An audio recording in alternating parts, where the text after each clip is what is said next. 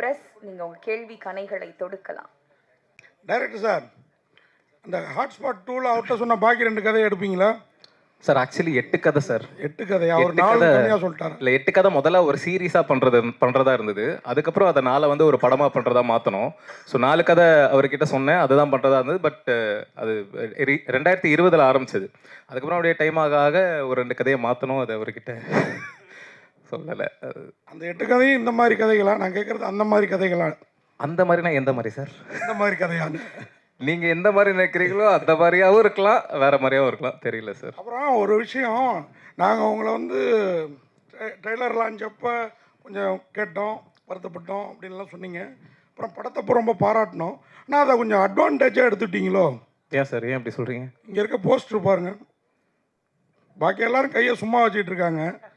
அவர் மட்டும், அவர் கையில் மட்டும் அது ஏன் அதை கட் பண்ணியிருக்கலாமே சார்? அந்த கேரக்டர் அது சார். அந்த கேரக்டர் தான் படத்தில் இருக்குது, எதுக்கு இங்கே மக்களுக்கு தெரியப்படுத்தலாம் சார். எல்லாத்துலேயும் கதை பிடிச்சா எப்படி சார்? இல்லை, அதுவும் டாப்பில் தூக்கி வச்சுருக்கீங்க. சரி, அதெல்லாம் எதாச்சியாக நடிக்கிறேன் சார்.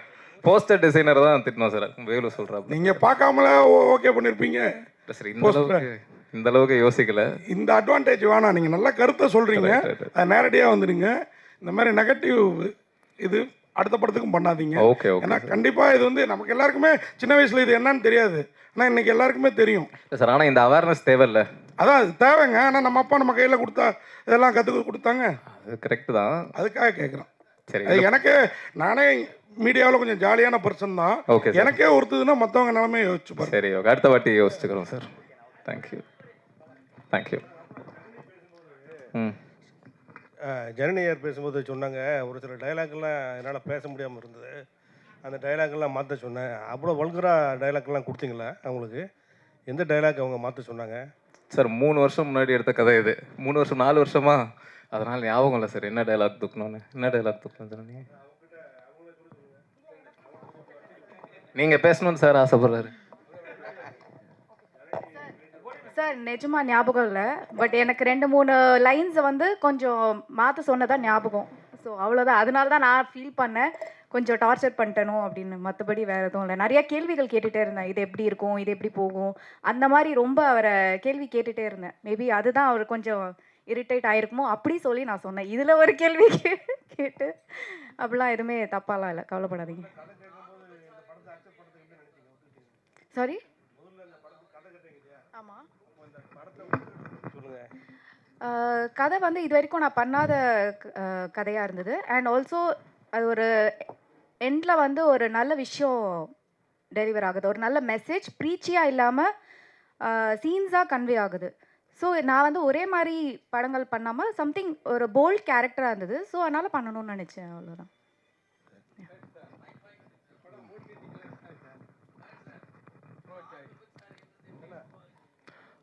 ஆன் விபச்சாரியா சார்?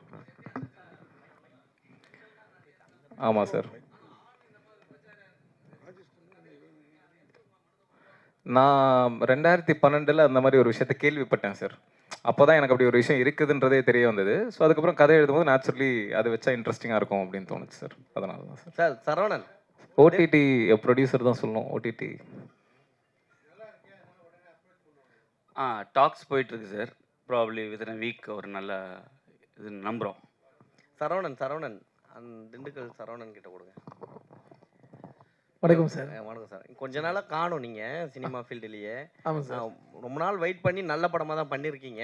பட் ஆனாலும் வெயிட்டான கேரக்டர். ஆனால் உங்கள் வீட்டில் என்ன சொன்னாங்க? நம்ம வீட்டில் என்ன சார், என் வீட்டில் கனவும் கற்பனையும் தான் சார். யாரும் இல்லை சார். இன்னும் ஒரு டைம் கூட கல்யாணம் பண்ணல சார். அதாவது கேரக்டர் பண்ணும்போது பார்த்தேன், நம்மளும் யாரும் ஒரு கால் கூட வந்ததே இல்லையே அப்படின்னு. நான் விக்கிட்ட சொன்னேன், இப்படிலாம் கால் பண்ணுவாங்களா விக்கி? ஆமாண்ணே அப்படின்னா. எனக்கும் யாரும் கால் வந்ததே இல்லை விக்கி அப்படின்னேன். அதுக்கு நீங்கள் சரிப்பட்டு வர மாட்டீங்கன்னுட்டான். இல்லை ப்ரொடியூசர் கூட அவருக்கு அந்த ப்ரொடியூசர் கிட்ட இல்லை படம் பேர் தான் ஹாட் ஸ்பாட்னு வச்சாங்க. கொஞ்ச நேரத்தில் இந்த இடத்தையும் ஹாட் ஸ்பாட் ஆக்கிட்டீங்க. டைரக்டர் கொஞ்ச நேரத்தில் சூடாயிருப்பார் போலக்குது. ஐயோ என்னடா என்ன கேள்வி கேட்குறாருன்னு. என்ன அவ்வளோ கோவம்? செகண்ட் கதை 2 கதையும் எடுக்கலன்ற கோவமா இல்லை எடுன்ற கோவமா? இல்லை எடுன்ற ஆதங்கம். ஏன்னா அந்த 2 கதை ரொம்ப நல்லாயிருக்கும், அது வேறு லெவலில் இருக்கும். நான் இன்னொரு விஷயத்த சொல்ல மறந்துட்டேன் விக்னேஷ் கார்த்திகை பற்றி. வீணாலே விஜயகாந்த் சார் மாதிரி வெற்றி தான், விஜய் சார் மாதிரி விக்னேஷ் கார்த்திக். ஸோ அவர் மேலே வச்சுக்கிற நம்பிக்கை தான், அது வேறு லெவலில் இருக்கும். வெயிட் பண்ணுங்கள். அமர் அமர்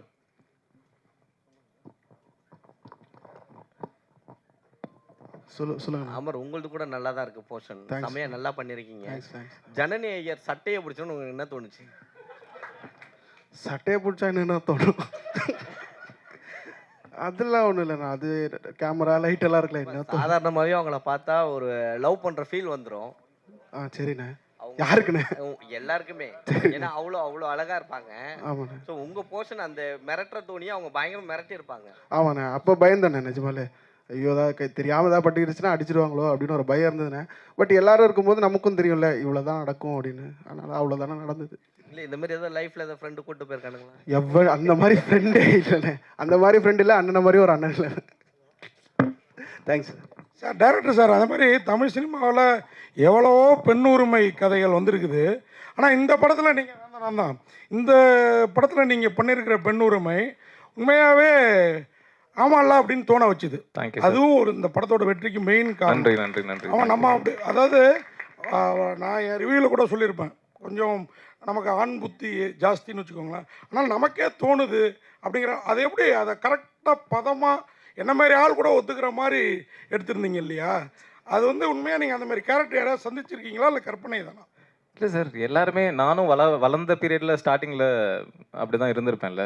ஒரு கட்டத்துக்கு அப்புறம் புரிதல் வந்து இல்லை இது தப்பு இது சரி அப்படின்னு தோணி அங்கேருந்து மாறுறது தான் சார். ஸோ செல்ஃப் ரியலைசேஷன் தான் மெயின் சார். ஜி அந்த பாட் அதான் அந்த காண்டம் வச்சிருக்க சீன்ஸு, அதுக்கு தக்காளி சட்னின்னு ஏன் தோணுச்சு? உனக்கு வந்தா ரத்தம், எனக்கு வந்தா தக்காளி சட்னியா, அந்த ஐடியா தான் சார். அந்த மீன் தான் வச்சு. ஆமாம் ஆமாம் ஆமாம். அதான் பசங்களுக்குன்னா ஒன்று, பொண்ணுக்குன்னா எப்படியா அப்படி. இல்லை முன்ன இந்தி படங்களில் வந்து இப்போது போல்டாக வர ஆரம்பிச்சிருச்சு. ஸோ அதை தாண்டி இப்போ வந்து தமிழில் வந்து முதல் படமாக நீங்கள் இதை காமிச்சிருக்கீங்களோ அப்படின்ற மாதிரி தெரியுது. அது அந்த இதுவா சார்? கே பாலச்சந்தர் சார் 40 வருஷத்துக்கு முன்னாடி இதை விட போல்டான படங்கள்லாம் பண்ணிட்டாரு. ஸோ அந்த அளவுக்கு போல்டான்னு தெரில. அவர் எனக்கு ரொம்ப பிடிக்கும். ஸோ ஏதோ நம்ம ஓரளவு. ஏன்னா இந்த படத்தில் ஒரு சீன்ஸ் வந்து அம்மாவே காட்டியிருப்பீங்க, லாட்ஜில் காட்டுற மாதிரி. அது பெரிய விஷயம். அந்த சீக்வன்ஸே வந்து தாங்க முடியாது. ஏன்னா அது அப்புறம் கட் பண்ணி பார்த்ததுக்கப்புறம் தான் நீங்கள் வேறு மாதிரியான இது காமிப்பீங்க. ஸோ அந்த சீன் எடுக்கும் போதே பயங்கர இதுவாக இருந்திருக்குமே, ப்ரெஷர் அதிகமாக இருந்திருக்குமே, இது என்ன பேசுவாங்களோ அப்படின்ற மாதிரி. எனக்கு அந்த ரோட்டில் நடந்த அந்த காமெடி போர்ஷன் இருக்குல்ல சார், அது மட்டும் எனக்கு ஒரு சின்ன டவுட் இருந்தது. இது வந்து கொஞ்சம் அப்படி போனாலுமே ரொம்ப என்னடா இதுன்ற ஒரு ஃபீல் வந்துருமோன்ற ஒரு பயம் இருந்தது. ஆனால் எனக்கு ஒரு கான்ஃபிடன்ஸ் இருந்தது. சரி பரவாயில்ல, எனக்கு பிடிச்சிருந்தது, எழுதும் போது ரொம்ப பிடிச்சிருந்தது, பரவாயில்ல அப்படின்னு விட்டேன். ஆனால் ஒருத்தர் கூட அதை ஒரு மாதிரி இருக்குன்னு சொல்லலை. தேட்டரில் பயங்கரமான ரெஸ்பான்ஸ் அந்த சீனுக்கு இருக்குது. ஸோ அதான் சார். பிரதர் ப்ளூ ஷர்ட், நீங்கள் முதல் தடவை சுபாஷ் சாரி முதல் தடவை ஸ்டோரி உங்ககிட்ட சொல்லும் போது இந்த உங்ககிட்ட கதாபாத்திரத்தை எக்ஸ்பிளைன் பண்ணும்போது எப்படி இருந்தது உங்களோட கதாபாத்திரம்? ஷாக்கிங்காக தான் இருந்தது. ஃபஸ்ட்டு ஸ்கிரிப்டாக தான் கொடுத்தாரு, படிச்சுட்டு என்னன்னா பயங்கரமாக இருக்குது. ஏன்னா அது இப்போ எடுத்ததை விட அதோட வெர்ஷன் ரொம்ப பெரிய வெர்ஷன். அது வந்து படித்தோன்னே கொஞ்சம் ஷாக்கிங்காக தான் இருந்தது. அதுக்கப்புறம் கேரக்டராக யோசிச்சதுக்கப்புறம் சரி பண்ணலான்னு ஒரு ஐடியா வந்துச்சு. தலைவா உங்கள் சொல்லுங்கள் சார். ஆமாம் சார்.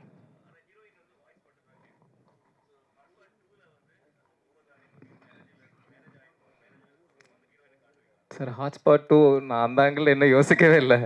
வெறுமனே விட்ட 2 கதை, அது போக 2 கதை அப்படி தான் இருக்குது. இந்த கனெக்டிங் பாயிண்ட் இன்னும் நான் ஆக்சுவலி இந்த படம் முதல்ல பண்ணும்போது தனித்தனியாக 4 கதையாக தான் இருந்தது. சிலுக்கரப்பட்டி மாதிரி தான் இருந்தது. சிலுக்கரப்பட்டி மாதிரி லவ் ஸ்டோரிஸ் மாதிரி தனி 4 கதைகளாக தான் இருந்தது. ரிலீஸ்க்கு ஒரு 40 நாள் முன்னாடி தான் அந்த டைரக்டர் ப்ரொடியூசர் கிட்ட சொல்கிற அந்த கதையை எழுதி கனெக்டிங் பாயிண்ட்டை வச்சு இன்டர்வல் பிளாக் வச்சு அது 40 நாள் முன்னாடி எழுதி அங்கேருந்து ஒரு வாரத்தில் ஷூட்டிங் பண்ணி அதுக்கப்புறம் முடிச்சு டப்புன்னு ரிலீஸ் பண்ணது தான். அது லாஸ்ட் மினிட் ஐடியா தான். ஸோ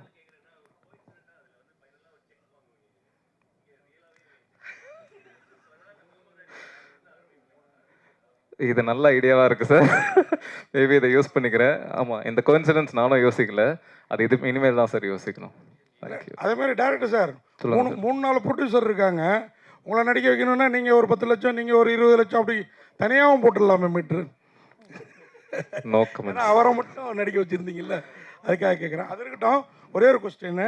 அந்த படத்தில் லாஸ்ட்டாக அந்த லட்சுமி கேரக்டர், அந்த கலையரசன் அந்த கேரக்டரில் மீடியாக்கள், அதாவது டிவி மீடியாவை டேரிங்காக பண்ணியிருந்தீங்க. இதுக்கு முன்னாடி லட்சுமி ராமகிருஷ்ணன் அவங்க எபிசோடை மட்டும் வச்சு ஒரு படம் பண்ணியிருந்தாங்க. அருவி.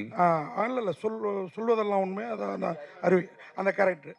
ஆனால் நீங்கள் டேரிங்க, உங்களுக்கு மீடியா சைட்லேருந்து சப்போர்ட் நல்லாவே இருக்குது. டிவி மீடியா சைட்லேருந்து யாராவது என்னப்பா, ஏன்னா நீங்களும் டிவி மீடியாவில் வேலை பார்த்ததா கேள்விப்பட்டேன் நான், என்னப்பா அப்படி பண்ணியிருக்கேன் அப்படின்னு யாராவது வருத்தப்பட்டாங்களா? இது ஒரு கேள்வி. அப்புறம் இன்னொரு கேள்வி, அதையும் கேட்டுறேன் நான், என்னை இதோட முடிக்க சொல்லிட்டாங்க. இன்னொரு கேள்வி, அதாவது இந்த படம் நீங்கள் இப்போ தவிக்கிறீங்கள, இந்த செகண்ட் வீக்கு புஷ் பண்ண வேண்டியிருக்குது, படம் நல்லா இருக்குன்னு டாக் போய் இப்போ தான் மக்கள் வர்றாங்கன்ட்டு. இந்த படத்துக்கு ப்ரொமோஷன் இன்னும் கொஞ்சம் நல்லா இருந்தால், இன்னும் கொஞ்சம் வாரமே ரீச் இன்னும் பெரிய லெவலில் இருந்திருக்கும்.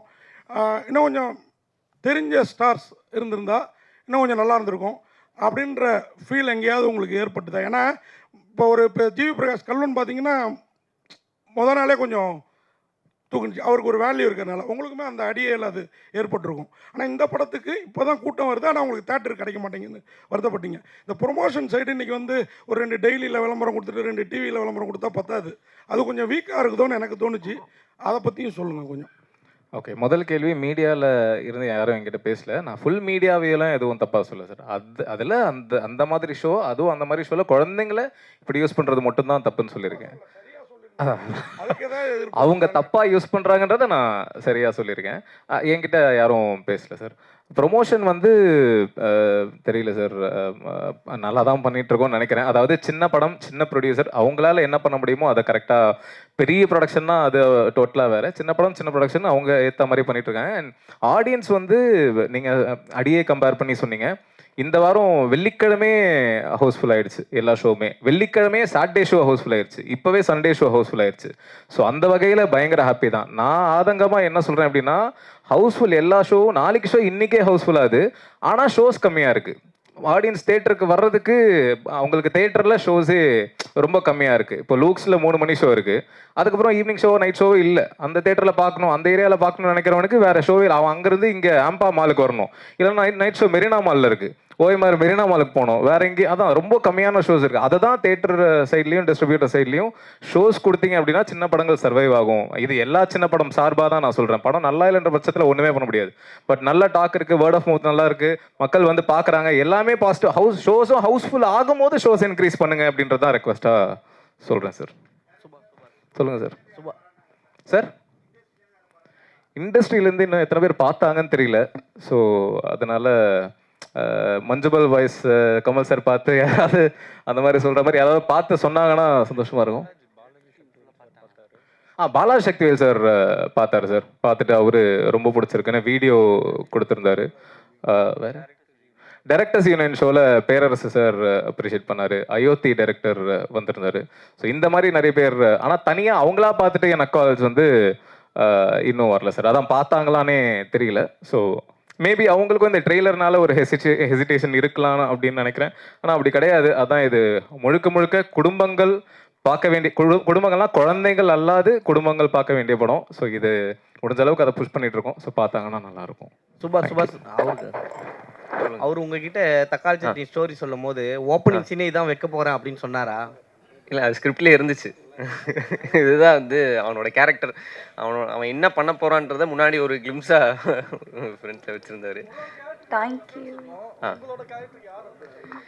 ரெஃபரன்ஸுன்னு இல்லை, ரெஃபரன்ஸுன்னு இல்லை. இதுக்கு முன்னாடி இந்த கேரக்டர் மேல் ப்ராஸ்டியூஷன் பற்றி மட்டும் இல்லை, அதில் அவனோட ஐடியாலஜி, லவ் வேறு லஸ்ட் வேறன்னு சொல்கிறவனோட ஐடியாலஜி பற்றி தான். ஸோ அதுதான் மெயினான ஒரு விஷயமா பண்ணாங்க.